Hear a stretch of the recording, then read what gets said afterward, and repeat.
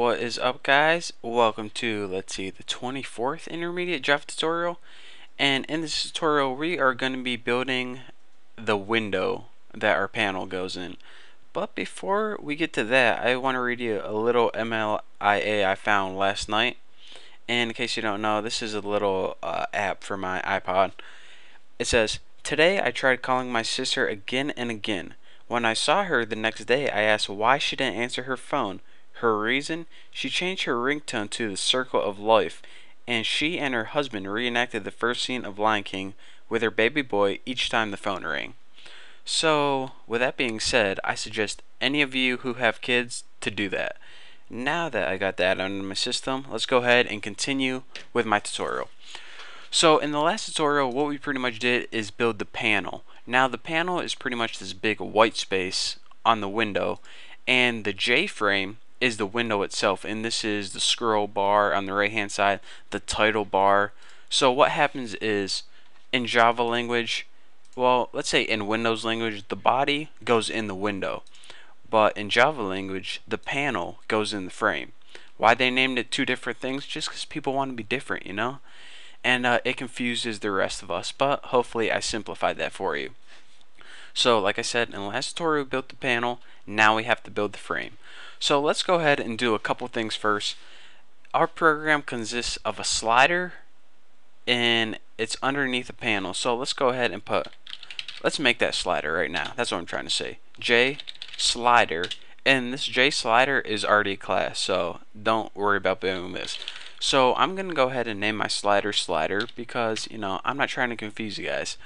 So now that we got a slider variable, we need a panel object because, of course, we didn't make that for nothing. So let's go ahead and put private draw oval because that was the name of our other class. If your class is named different, then don't copy me. And I'm just going to name mine my panel, and this is what's going to sit inside of our frame. So now what do we need to do with, with this class that we're making? We're only going to be making one method, and that's actually the constructor. So as you can see, I named mine the window because, I mean, that's what we're making, the window. So let's go ahead, and in order to make the constructor, go public the window, and it's not going to take any arguments. So inside your constructor, let's go ahead and first, in order to change the title of the window, and your title bar appears at the very top of your window or frame. People call it frame, but I'm going to be saying window. If I use them interchangeably, don't blame me. So in order to change the title, what we need to do is put super, because we need to call the super class, which is JFrame right here, and just go ahead and pass it in whatever you want to put. I'm just going to put the title. Keep things really simple for you guys. So that's how you put a title on your window. So after this, what we need to do, we already said, alright, we're going to be having an object from the class we just made. Now we need to set it equal to something. So set my panel equal to new, and whatever you named your other class that we built in the last tutorial, that's what you want to set it equal to. I name mine draw oval. So of course, that takes no parameters because we didn't do anything weird with that constructor.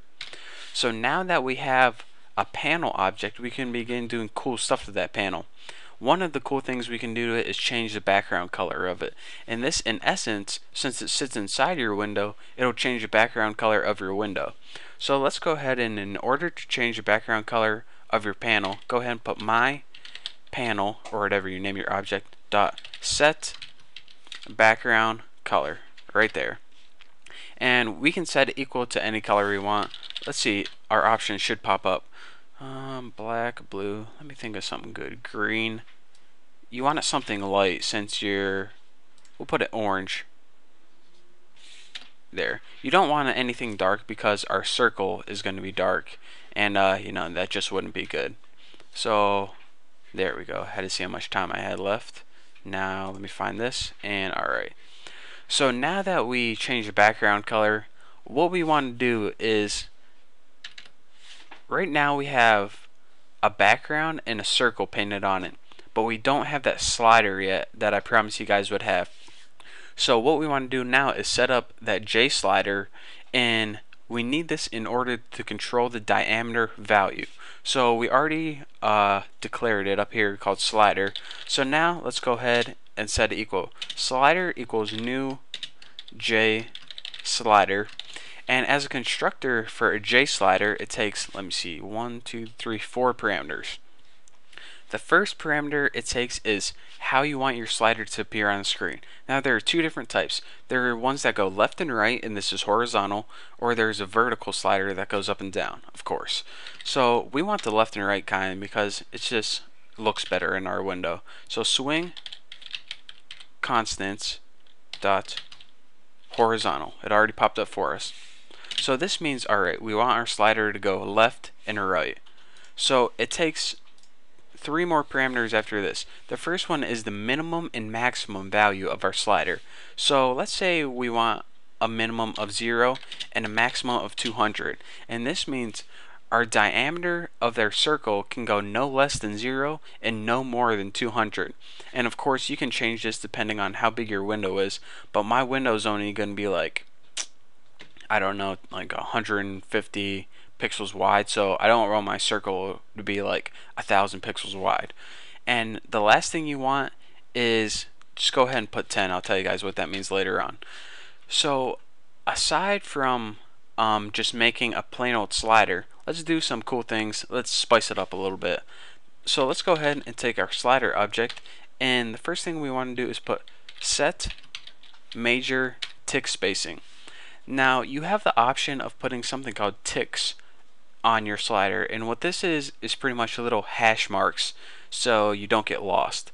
And you can put these as often as you want. I'm going to put mine every 10 pixels. So as your argument, just go ahead and put 10 in here, and this will set your ticks every 10 pixels. And now that you have them every 10 pixels, you need to do one more thing, and this is weird, I know, but it's a necessity. You need to put set paint ticks right here and set this equal to true. So set major tick spacing says how far apart you want your ticks, and when you put set paint ticks true, this actually paints them on the screen. So you think that they would make only one method to you know, paint them both and set the spacing, but they didn't, so this is the way we need to set it up. Don't blame me, write Sun or Oracle or whoever the heck owns the company now, and send your hate mail to them. But that's all the time we have for this tutorial. Again, real quick overview. Let me check my time real quick. Alright. What we did is we made a slider. We made a panel from our other class that we made. And for the window constructor, which we aren't done building yet, in the next tutorial we're going to be finished building this. And also, well, you'll see in the next tutorial, we made a title. We changed our background to orange, and we also finished building our slider and put some cool tick marks on it. So that's all the time I have for this tutorial. I'm probably going to go eat a piece of cake, and yeah, like you guys cared about that. So thank you guys for watching. Don't forget to subscribe, and I'll see you next tutorial.